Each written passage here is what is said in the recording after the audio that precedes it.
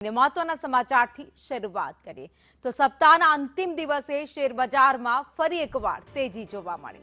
સેન્સેક્સમાં 700 પોઈન્ટથી વધુનો વધારો જોવા મળ્યો। સેન્સેક્સ વધીને 75,089ની સપાટીએ છે, જ્યારે નિફ્ટીમાં પણ 267 પોઈન્ટનો વધારો જોવા મળ્યો। નિફ્ટી વધીને 23,269ની સપાટી અત્યારે પહોંચી ગયું છે।